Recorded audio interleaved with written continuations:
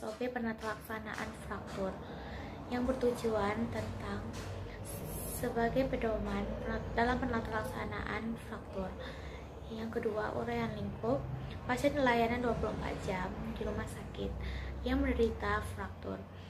Yang ketiga, uraian umum. Fraktur adalah terputusnya jaringan tulang yang umumnya disebabkan oleh ruda faksa. Fraktur dapat dibagi menjadi dua, yaitu fraktur tertutup bila tidak terdapat hubungan antara fragmen tulang dengan luar. Yang kedua, fraktur terbuka. Terdapat hubungan antara fragmen tulang dengan luar karena adanya perlukaan di kulit. Fragmen terbuka terbagi atas 3, yaitu derajat 1, luka lebih kecil 1 cm, kerusakan jaringan lunak sedikit, fraktur sederhana, transversal. Kontaminasi minimal, derajat 2, laserasi lebih besar 1 cm, kerusakan jaringan lunak tidak luas, fraktur komunitif sedang, kontaminasi sedang. Derajat 3,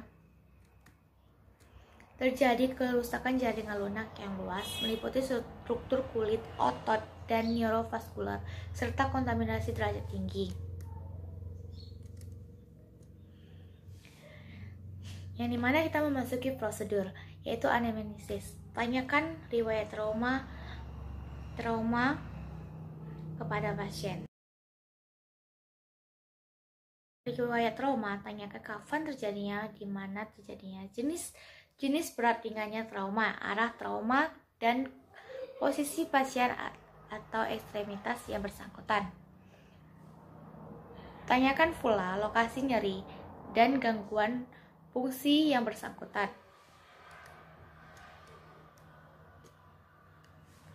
Pemeriksaan fisik, yaitu pemeriksaan umum.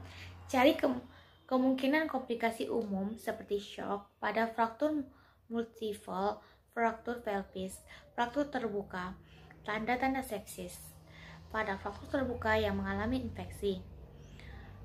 Yang kedua, teliti kembali trauma di tempat lain secara sistematik dari kepala, muka, leher, dada, dan perut. Pemeriksaan status lokalis, yaitu look, cari apakah terdapat deformitas terdiri dari penonjolan yang abnormal, misalnya pada fraktur condylus lateralis, humerus angulsi, rotasi, dan pemendekan.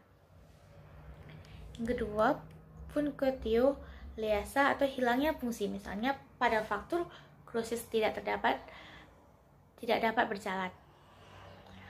Yaitu lihat juga ukuran panjang tulang kita lihat. Bandingkan kiri dan kanan.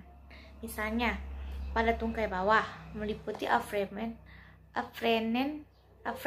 length, jarak antara umbilicus dengan malleolus medalis, dan true leg, jarak antara sias dengan malleolus medialis. Ingat, the fracture is not lost at the site of the injury. Feel, apakah terdapat nyeri tekan, NVD atau neurovascular distal, pulsasi arteri, dan sensitivitas. Pemeriksaan nyeri sumbu tidak dilakukan karena akan menambah trauma. Move untuk mencari. Gravitasi terasa bila fraktur digerakkan, tetapi pada tulang sponggiosa atau tulang rawan sipis tidak teraba, gravitasi. Pemeriksaan nyeri sumbu tidak dilakukan lagi karena akan menambah trauma.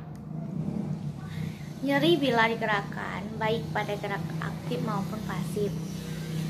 Seberapa jauh gangguan fungsi gerakan yang tidak mampu dilakukan range of motion atau derajat dari ruang lingkup gerakan sendi dan kekuatan. Penanganan pertolongan pertama, fraktur biasanya menyertai trauma. Untuk itu sangat penting untuk melakukan pemeriksaan terhadap jalan nafas. Proses pernapasan yaitu breathing dan circulation.